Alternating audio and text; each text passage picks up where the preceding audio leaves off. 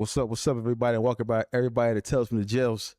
We're here live in Empowerment USA. TNS Media Group is the team and the family. I got my counterpart, Mr. Brahim Jackson, here with me. And we got a special guest. Tell everybody who you are. I'm Mia Moore, Kenzo Sojo. Said Kenzo Sojo. Kensington, yes. Kensington Sojo. So what does that mean? Kensington is the hood here. Okay. And Sojo is me. Okay. Kensington, so she repping that. Yes. Hey, Cotty, cut that off, Cotty. So as you know, Tales from Jail, we speak about, real life events, about, people that may have went to prison, people may have, who have, stories of being arrested, whatever it may have been. We can put it out, we put it out to the audience for them to see, and in the comment, you tell them what's going on with you, and so forth and so on. So, you've been to jail. Yeah, I've been to jail. Yeah? I've been to jail. So how many times you been to jail? How many times? Yeah. A few. All right, so let's get to it. So you from Kensington originally, and you've been to jail, but I want to say this too. We're not glorifying prison in any way. We just have a female who's spent time in jail, and she's now going to tell her story about spending time behind a prison wall. And what led her to spending time behind? Because a lot of people don't know about, there's females out here, Cotty. and I don't like to say doing what men do, but they're out here involved, and that's what can lead them to jail, getting killed, getting shot, and so yeah, she's gonna tell about all that.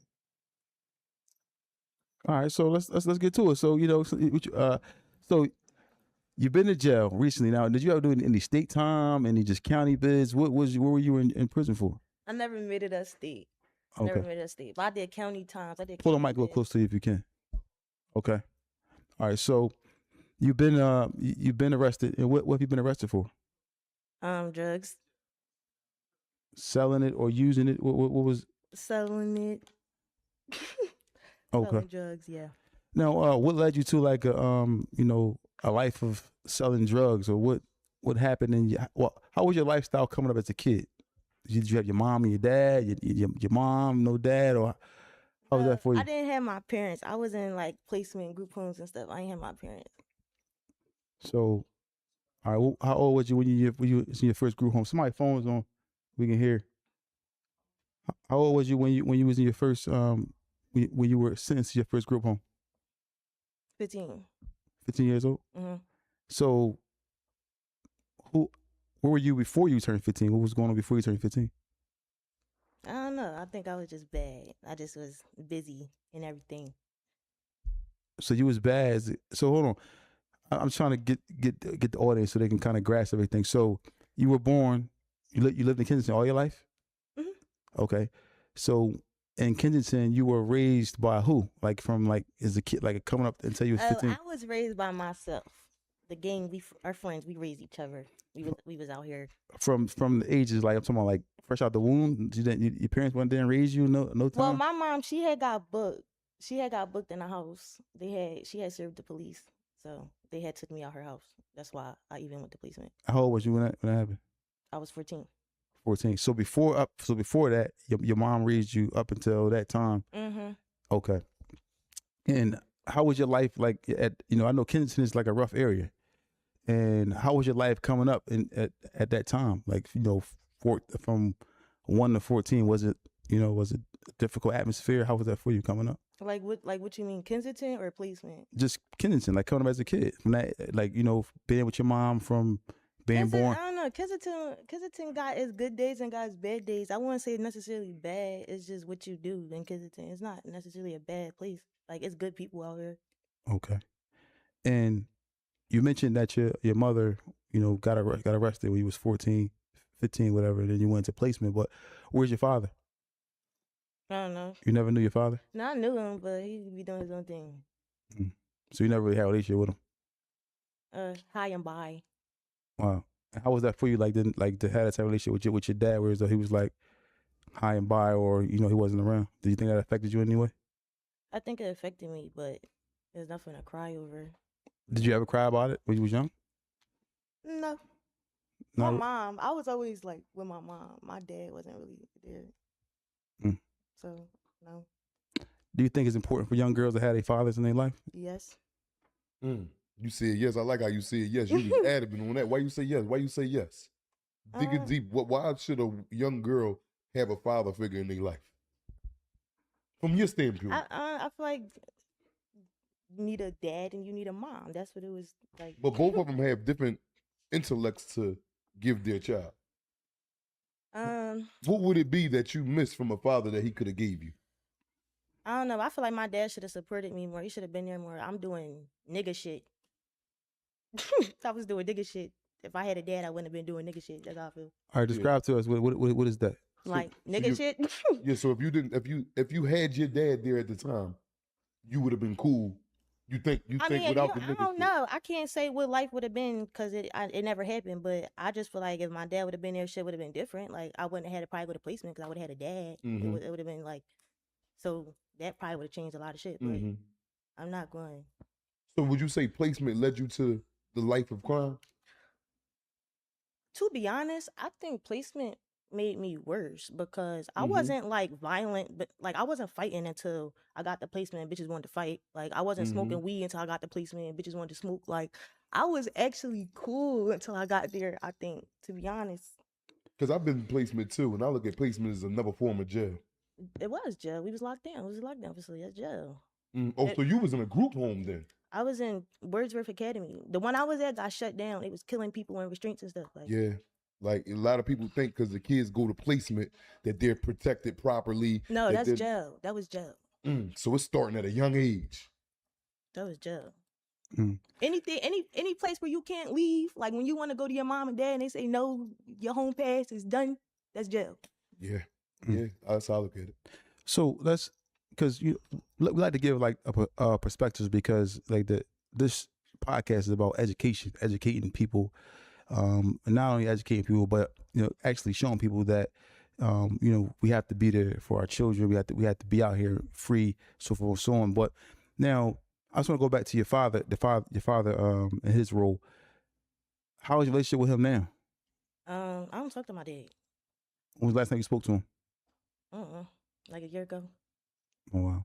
And so is he alive? Well, is he healthy? Is he in jail? Is he on drugs? No, he not on drugs. He not in jail. He alive. He healthy. He just doing what he do. He just doing him. And he don't try to reach out to you, or you just reach out to him. I don't talk. He got hella kids. Like I'm cool with my sisters and my brothers. How many of y'all is it? A lot. Like I got like 7 sisters, like 4 brothers. Wow. I'm cool with them though. Like we close. We know what's up with dad. We got each other. Type shit. Okay. What about your mom? She passed away. How long ago? I'm sorry to hear that. I was like, I think I was 15, 14. She passed away right after I went to placement. She passed away when I was in placement. Wow. I'll keep putting the mic a little closer to you if you can. Just a little closer. There you go. All right. So now your mother got arrested inside of a drug house or whatever case may be. No, in our house. She was in our house. Oh, in your house, and she was selling drugs out of your house. I think she sold to an officer. They just took us out the house. I don't really remember what happened. They just took us out the house.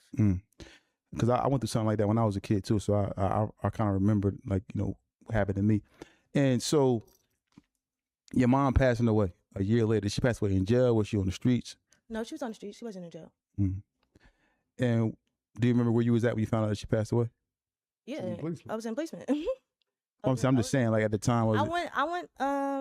I actually had a home pass. Matter of fact, I had a home pass, so I was home. So she was coming to pick me up, and she never made it to me. I don't know what happened. Wow. Nobody would tell me the story. I don't know what happened. Even to this day. How old are you now? Old. Okay, well, I mean, you could. But so your mom was on her way to come get you. She passed away, but you don't know how she passed away. So how did you find out that she passed? Somebody just told you like your mom passed, or how did that happen? Because she never came to get me, so I kept asking, and then they let me go to the hospital. Like when she was passing, like I guess they was trying to do the thing. Like she was still alive, kinda. So we all went there, but she passed away in the hospital. But I don't know what happened. How did that affect you when your mom passed? I don't know. Everything changed. Like everything changed. Like what? Like, you know, just that was your main support group, like having your mom? Wow. She just like was real supportive. Mm. And from there, like, you know, losing your mom, you know, because that's devastating to a lot of people. A lot of people go through these things and they never really, you know, get the proper help or the proper assistance to deal with these type of things. Do you think that you ever got the proper help to deal with, you know, losing your mom? Well, like therapy? Yeah. That's why I write music. So that's your therapy as far as, you know, wow. Now, that's my therapy. Music is your therapy to help you get over, you know, the fact of losing your mom. Now, what was some of the best things that you can remember about your mom? Like, if you talk about your mom, what were some of the things that you can remember? She never missed nothing. No show, no graduation, no school picture, no nothing. She just always there. It's different from going to like a parent and then a placement. Like, yeah. Wow. And going to placement and being placed in placement after your mom passing, can you describe like that day of going back to placement after finding out that your mom passed? What you mean? Like the day, because you know, I didn't go right back. I think I was home for like a month. They let me stay home. I didn't go back. A good month. Who do you stay with? I stayed with my aunt and uncle. My aunt adopted me. She adopted you and then sent you back to placement? No, I didn't get sent back to placement. I had ran away. I'm not gonna lie. I had ran away from my house. And this is your mom's sister? That's my mom aunt. So my great aunt. Wow. So you ran away. Why you running away? I don't know. I wanted to do me. Like I had a little brother, and I feel like the placement, like my aunt adopted us, but she still wasn't like rich. Like it was me and my little brother, so I had to take care of my little brother. So I just was out here getting some cheese, getting some money.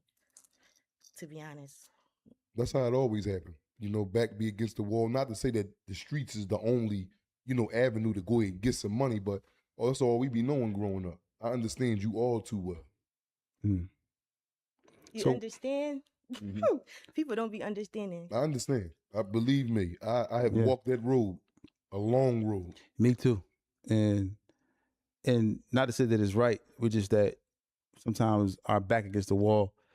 And then, bro, you don't really be having nobody to give you. Like, yo, all right, just stay down, and go to school. And ain't nobody out there in the hood doing that shit, man. You know what I'm saying? So you come up, you know, I understand it. You come up like, all right, I got to do what I got to do. Whether it be for a man selling dope or whatever, robbing, or a woman, she's selling dope or selling vagina or whatever, you know, just to make some ends, just to feed. She's like she said, I got a little brother. She became a mom at a young age. So what was you doing? What was you doing to make money? What was I doing? Yeah. I was just selling little stuff. We was selling things, goods, wholesale products. I mean, the thing about it is this though. Like a lot of times, there's a lot of young girls that's actually going through the same thing that you went through right now, and then maybe watching or so forth and so on, or there might be people that be in the chat that maybe that may have experienced this, that you going or what you went through. Now, we use this platform to kind of, you know, get this stuff out there because a lot of times, you know, like I said, people want to hear these real stories and see how you maintain it, how you deal with this adversity. So you had to go out there and try to make some money because you said y'all wasn't rich and y'all needed stuff. So was your aunt working? Did she have a job? My aunt was working. She had a job and stuff. Do you think that you was a little rebellious? Like you wanted to do what you wanted to do a little bit? Yes. Yeah. That's what it be too a lot of times, you know, because we as kids, we want to do what we want to do and so forth and so on. And sometimes we can use an excuse like that when I ain't got nothing just to do what we want to do. I did it. You know what I'm saying? Now,